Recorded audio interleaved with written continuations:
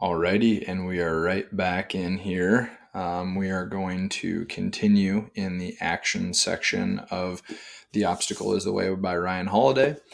Here's a quick synopsis of the book and the book cover.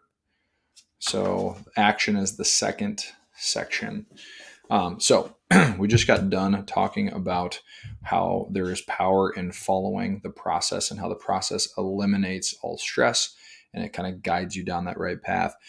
This next strategy really plays into that in some ways, but also in a way that's a little bit in its own light, which obviously why he made this its own chapter.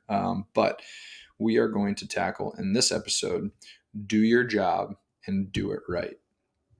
So this is a character-driven strategy, meaning this principle is going to be something that you can exercise if you are just getting started in your career, midpoint, or at the end of your career. We need to put our ego aside and cultivate an incredible attitude towards ourselves, our work, and our ability to show up. Wherever we are, whatever we're doing, wherever we're going, we own it. We owe it to ourselves we owe it to ourselves, to our art, to the world to do it well. That is the primary duty. It is our obligation. We will be and do many things in our lives, some prestigious, some entry level. Nothing is beneath us. Whatever we face, our job is hard work, honesty, and helping to serve others. How you do anything is how you do everything. So not a lot, right? Not a lot of information. I'm not going to be reading from the book for, 20 minutes here, but really what this is saying is that no matter where you're at in the journey of life, it is your obligation to yourself, to the world, to your art, to your career, whatever it is, to do whatever you need to do to the best of your ability. So if you're a janitor at a school, the best you can possibly do. If you are a teacher at the school, the best you can possibly do. If you're the principal at the school, the best you can possibly do.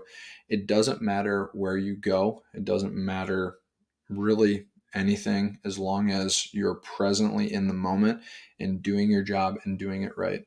And the reason I said it's character driven is because truthfully, when you are able to enable this and act on it consistently, it's just who you are as a person. And there's such a beauty in that because when you're able to do that and perform that way, you are really able to develop some really strong self-confidence, I would say, and just the ability to know that when you are showing up in these moments that you already know what to do and how to act because you've drilled this in so well.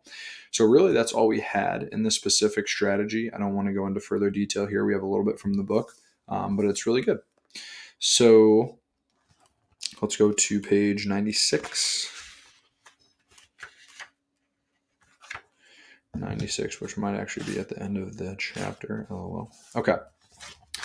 So every situation is different, obviously.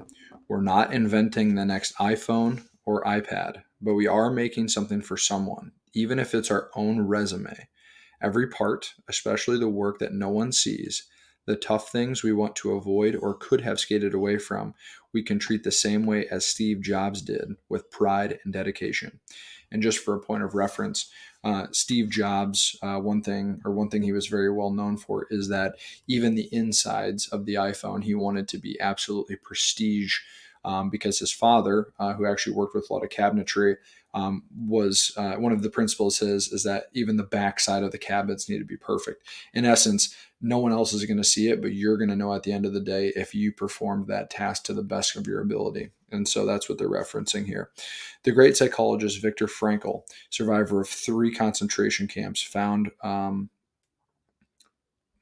that's a big word, presumptuousness in the age-old question, what is the meaning of life?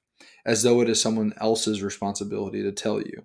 Instead, he said, the world is asking you that question. It's your job to answer it with your actions. I'm just going to pause real quick on that very powerful thing said right there. So if you're something, if you guys are kind of like me, I like to ask myself deep questions. I like to really think through things and what is the meaning of life, right? Like that's like the most loaded question of all time. But I like how he frames it and twists it, Ryan, that is. And he says, as though it is someone else's responsibility to tell you, kind of funny and also ironic.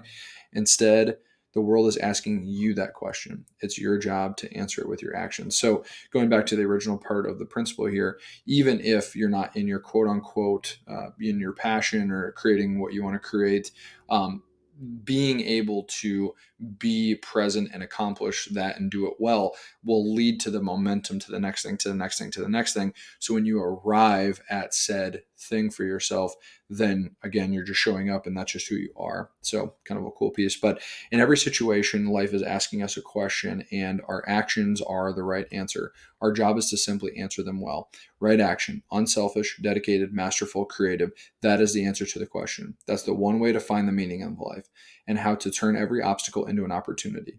If you see any of this as a burden, you're looking at it the wrong way, because all we need to do with those three little duties: to try hard, to be honest, and to help others and ourselves. That's all that's being asked of us. No more, no less.